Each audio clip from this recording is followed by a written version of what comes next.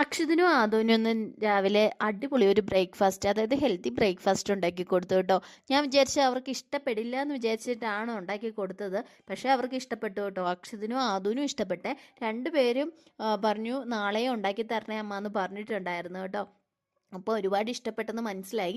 പിന്നെ ഇന്ന് രാവിലെ പിന്നെ അക്ഷത് പിന്നെ കുടയൊക്കെ പുതിയ കുടയൊക്കെ നൂത്തിട്ടാണ് പോകുന്നത്. കാരണം വണ്ടിയിൽ പോകുന്നതുകൊണ്ട് കുടയൊന്നും നൂത്ത് പിടിച്ചിട്ട് പോകാനുള്ള ആ ഒരു സ്പേസ് കിട്ടുന്നില്ലാത്തതുകൊണ്ട് അവൻ വീടിൻ്റെ ഫ്രണ്ടിൽ കുടയൊക്കെ നൂത്ത് പിടിച്ചിട്ട് നിൽക്കുകയാണ് കേട്ടോ. പിന്നെ അക്ഷതിനെ ഇന്ന് സ്കൂളിൽ വിട്ടത് ഞങ്ങൾ രണ്ടും കൂടെ പോയാണ് വിട്ടത് കേട്ടോ. നാളെ മുതൽ സ്കൂൾ ബസ്സിന് പോകുന്നുള്ളൂ.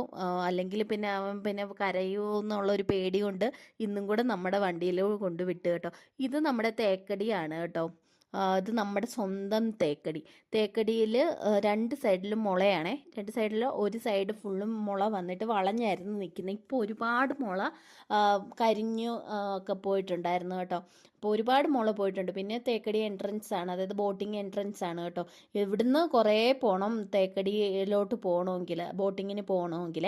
പിന്നെ അവിടെ ഒത്തിരി കുരങ്ങന്മാരൊക്കെ ഉണ്ട് സൈഡിലൊക്കെ. അപ്പം അക്ഷതിൻ്റെ സ്കൂളും അതായത് തേക്കടി എൻഡിലാണ് കേട്ടോ.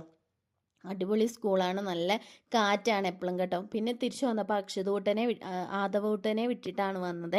അതുവാണെങ്കിൽ ഭയങ്കര കരച്ചിലായിരുന്നേ. പിന്നെ ഗീത ചേച്ചി എടുത്തുകൊണ്ട് പോയി. പിന്നെ കുട്ടികളെയൊക്കെ കാണിച്ച് അവരുടെ കൂടെ കുറച്ച് നേരം കളിച്ചപ്പോഴത്തേക്കിനും ആൾ ഓക്കെ ആയി കേട്ടോ. പിന്നെ അത് കഴിഞ്ഞിട്ട് വീട്ടിൽ വന്നിട്ട് കുറേ ജോലി ഉണ്ടായിരുന്നു. വൈകിട്ടും അക്ഷതിനെ വിളിക്കാനും മാധുവിനെ വിളിക്കാനും ഞാനും കൂടെയാണ് പോയത്. അപ്പോൾ കാറിൻ്റെ ഡോറ് തുറക്കാൻ നേരത്ത് ആണ് നോക്കിയത്, ഗേറ്റ് തുറന്നിട്ടില്ലായിരുന്നു. അങ്ങനെ നേരെ പോയി ഗേറ്റ് തുറക്കാൻ പോയ സമയത്ത് ദേ കിടക്കുന്നു പനിനീർ ചാമ്പയ്ക്ക.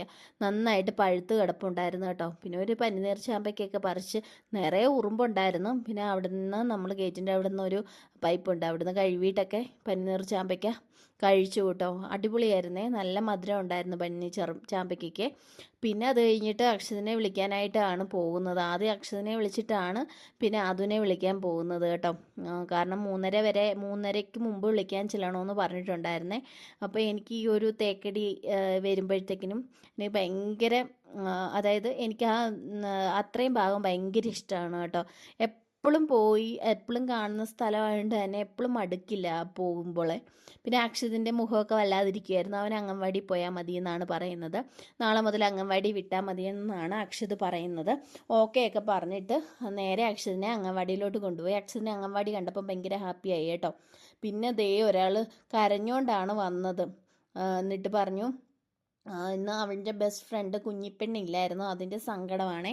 അപ്പം നാളെ മുതൽ കുഞ്ഞിപ്പെണ്ണ് വരുമ്പോഴത്തേക്കിനും ആൾ ഉഷാറാവുമെന്ന് ഗീത ചേച്ചി പറഞ്ഞു. എൻ്റെ ബെസ്റ്റ് ഫ്രണ്ടാണ് കേട്ടോ. വൈകിട്ട് വന്നപ്പോഴത്തേക്കിനും ഞാൻ പെട്ടെന്ന് ഉണ്ടാക്കിയതാണ് എഗ് ബനാന റോസ്റ്റ്. അതായത് പെട്ടെന്ന് തന്നെ സിമ്പിളായിട്ട് ഉണ്ടാക്കാൻ പറ്റും കേട്ടോ. പിന്നെ അത് കഴിഞ്ഞിട്ട് ചായയൊക്കെ കുടിച്ച് പിന്നെ അക്ഷരൻ്റെ കഥകളും വിശേഷങ്ങളും ഒക്കെ കേട്ടിരുന്നു കേട്ടോ. ഇന്ന് ഇത്രയേ ഉള്ളൂ. ചക്കി ബൈ ബൈ.